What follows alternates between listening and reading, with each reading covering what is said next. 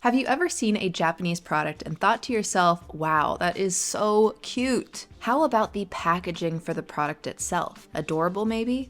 Aesthetic? Absolutely. As Plastics Today perfectly puts in their article headline, quote, "For Japanese consumers, it's all about the pretty packages." Plastics Today, by the way, is the community for plastics professionals. Something I did not know existed before, but I am so glad that I do now. So if you're looking to become your local expert in the plastic industry, you know where to go. But back to pretty packages. Japan kills it with aesthetic packaging, from strawberry-shaped soap bottles to wrappers with cartoons all over, and it's all part of a larger cultural trend of chasing the kawaii. Kawaii is basically Japanese for cute, and it's inescapable in this country's hubs. From kawaii food to kawaii fashion to even kawaii mannerisms. And it is no surprise that Japan's product packaging and the products themselves have adopted this cultural aesthetic of kawaii because it is good business. Studies show that cuteness activates our brain's reward centers, and not just the cuteness from babies and puppies. Cartoons and inanimate objects can be morphed into more cute forms that draw us in. That draw-in can get us spending money. I'll admit that I have definitely bought things before purely because they were cute, and I'm guessing that a lot of you all watching have done that at some point too. Or maybe for you, it wasn't cuteness that got you to pull the trigger on a purchase, but maybe it was sleek or cool or stylish or nostalgic. It was some form of aesthetic that got you to hand over your money. And that right there is exactly what we're talking about today. Aesthetic product packaging. More specifically, why aesthetic product packaging makes us want to buy something in the first place, the psychology behind our obsession with aesthetic product packaging, and the financial and environmental consequences of that obsession. Interestingly, I feel like this is a relatively newer phenomenon, but I'd be curious to hear from history buffs out there who know way more about history than I do. What do you think? Let me know your thoughts in the comments below. But my guess is that merchants have long tried to make their products appealing to buyers, perhaps by wrapping their product in a nice paper or glass. But I don't think that it's ever been at the level that it is today, largely due to the fact that we have unprecedented production capabilities now. Just imagine for a second a 16th century French perfume salesperson trying to recreate Nicki Minaj's Menage a Stay perfume bottle. If anything, it'll be a bit of an iffy foreshadowing of the revolution they'll have in 2 centuries, if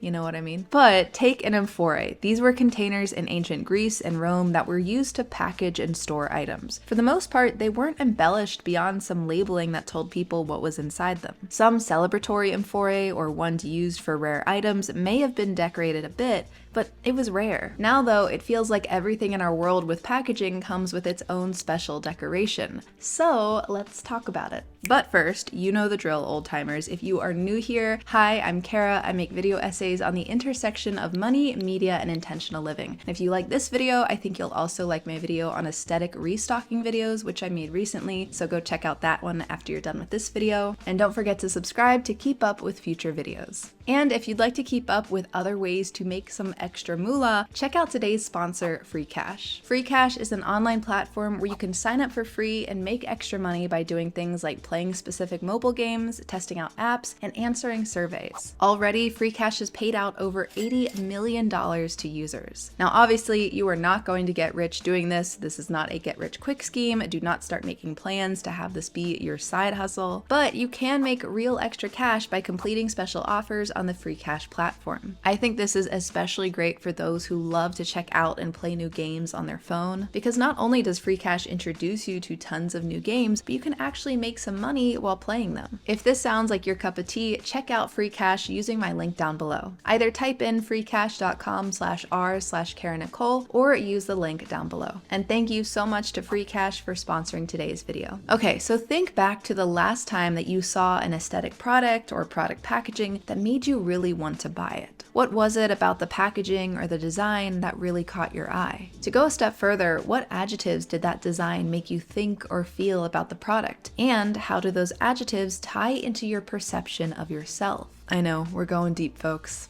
But let's do some basic examples within the world of water bottle advertising, because you guys know I love talking water bottles. Maybe you see Smart Water. It's a sleek design, it feels good to hold. The word smart is in there, so perhaps it makes you feel like this is a straightforward, intelligent, and minimalist product for you, a straightforward, intelligent, and minimalist person. Or take a Fiji water bottle instead. It fits right in the palm of your hand. It has the big Fiji lettering across that shows everyone you are drinking that fancy stuff.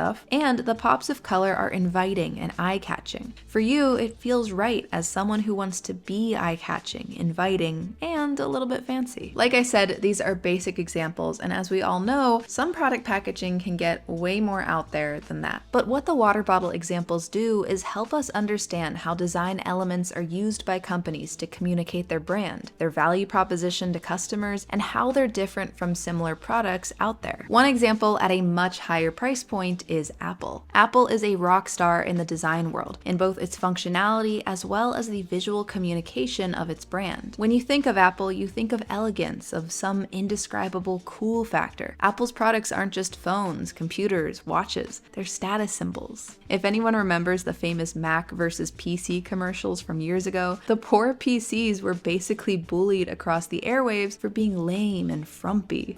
Hello, I'm a Mac. I'm a PC. Ready to get started? Apple's product packaging is an extension of that visual communication. If you've ever opened a new iPhone straight from the box, you probably know how nice it feels. Videos of Apple unboxings are used like satisfying ASMR. The boxes and wrappings don't just keep an Apple product safe, they create an experience for customers. And the same can be said for beautiful shampoo bottles that make us want to collect them all, even if we have plenty of shampoo at home. Or designer goods like Rolex watches or Tiffany jewelry, where the packaging they come in is part of the allure. We can even say the same for food in a grocery store. Aesthetic packaging for snacks and drinks catch our eyes and lead us to filling our carts with more food than we probably came into the store looking for in the first place. So what is the psychology behind it? I mean, why are we so drawn in by aesthetic product packaging, and why is it so important for a company? There are two main psychology concepts that I would argue are at play. One is what's known as attractiveness bias. Typically, attractiveness bias is used to explain how those who are perceived as more attractive are treated better or assumed to have more positive qualities, aka pretty privilege. Well, that pretty privilege concept applies to product packaging too. With humans, we might perceive attractiveness as something like having a symmetrical face or thick hair, or signs of fertility, like for women having wider hips and men having facial hair. But packaging is a bit different, though I'll be honest, if I think about my shampoo bottle and the hip width,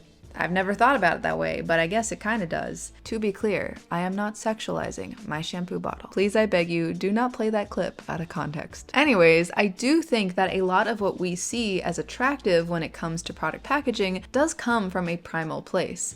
I feel like that's only making it worse. Again, to be crystal clear, I am not attracted to my shampoo bottle. But for example, colors like blue calm us, while red feels exciting. The curved shapes and bright colors of Japan's Kawaii products tap into our instinct to care for the vulnerable. And sometimes you'll even find products and product packaging that go straight for the jugular.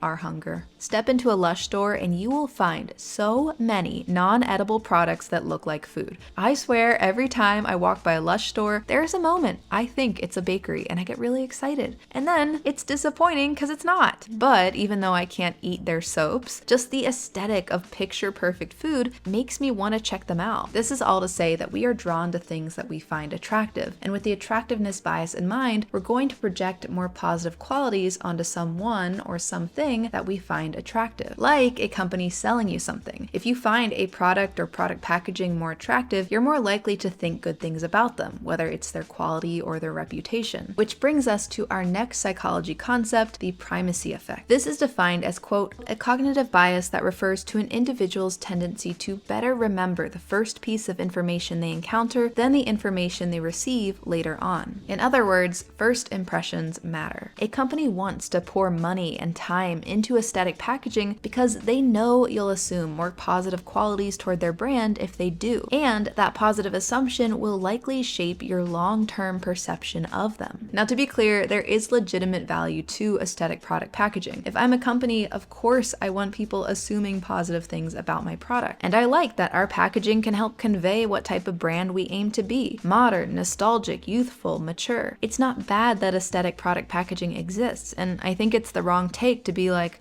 we should get rid of this stuff altogether. I don't know why that's a pirate voice. At the same time, as consumers, it's important for us to recognize how aesthetic product packaging is influencing our purchasing decisions, because there are financial and environmental effects. Let's start with the financial. And I'm going to use makeup as my main example here because I'm very familiar with that world, but obviously there are tons of products that can be an example here too. With makeup, it feels like packaging is everything. I still don't know if I can really tell the difference between mascaras I've tried over the years, but you betcha I can tell the differences in the packaging. I've seen bedazzled mascara tubes, mascara with mermaid tails, nostalgic mascara. And each of these light up my brain when I see them because they are so aesthetic, which for many, including myself at times, leads to impulse buying. We see it even in the aesthetic restocking videos I covered in one of my other video essays, people essentially hoarding cute makeup supplies, likely in part because they just look super aesthetic. But every time we buy another item out of impulse, it's money that we mindlessly throw away. Money that could have been used toward items we do need or savings for the future. The more and more we let ourselves slide into money habits driven by impulsivity, the further away financial security gets for us. If you find yourself falling for aesthetics, something that I've found really helpful is thinking really nitty-gritty about where would those products go and how would I really use them. Basically, think about the storage space you'd have to dedicate to that product, imagine packing it all up if you ever move, and really think about if you'll use the product often. Something might look cute for a second and then be a dust collector in a couple of months. Another thing that I found really helpful is if I see something that's really cool or cute, but I don't think that I really want or need it, I'll just take a picture of it. And somehow that often satisfies that part of my brain that just wants to admire this thing. And I have a photo so I can still show my friends, hey, look at this cool thing that I saw. And on top of that, another thing that you can think about is the environmental toll of aesthetic packaging. Now, some companies are trying to make more eco-friendly packaging, which I think is awesome. Quick side note, this was not originally part of the script, but as I was looking for B-roll for this section of the video, and then I found the video that you just saw there, I ended up watching it, and it was one of the most dramatic videos I've ever seen. I think they're a company that creates technology that helps make more sustainable packaging, and they're just so darn intense about it. But I love it. So I'm gonna link it below, but I'm also gonna show you guys a little bit right now. But in only 5 years, how is that possible? And can it even be economical? Yes, it can. But only if you fundamentally reimagine the way you work. This is the virtual twin. I just stan the message. I stan the speaker. I just stan.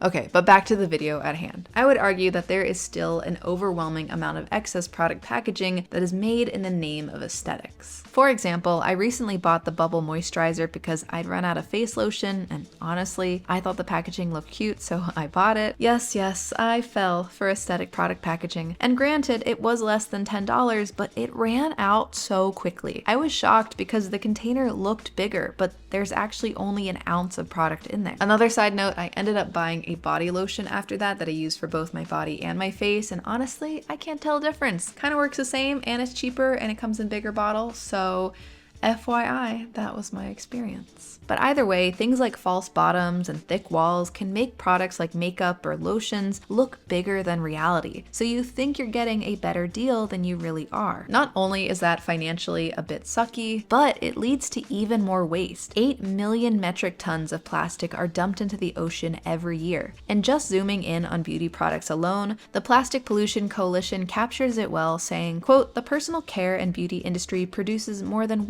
120 billion units of packaging every year globally, most of which are not truly recyclable. I'm optimistic that we'll continue moving towards more sustainable products and product packaging, but some of that comes down to our consumer demands. Companies need to step up and find the same enthusiasm for a sustainable future that dramatic company video I showed earlier had. And at the same time, we as consumers should aim to be mindful of where we're putting our money when we can, so that excess packaging isn't encouraged by our dollars. I know that's not always possible, but when it is a decision that we can make, maybe between two companies, or just the choice to not buy something we don't think we'll really use, I think it's worth considering. Because aesthetic product packaging doesn't only create waste from the packaging itself, but also the production of the product itself. The allure of buying things simply because it's aesthetic is an awful drain on our wallets and our planet, which is why it is so worth considering how we can be more conscious consumers. But what do you think? Are you a sucker for aesthetic product packaging? Do you fall for it often? And what do you think? Let me know in the comments below, and if you want to see another video similar to this one, check out my video on aesthetic restocking videos that I put out about a month ago. Don't forget to subscribe if you want to keep up with videos like these. Thank you so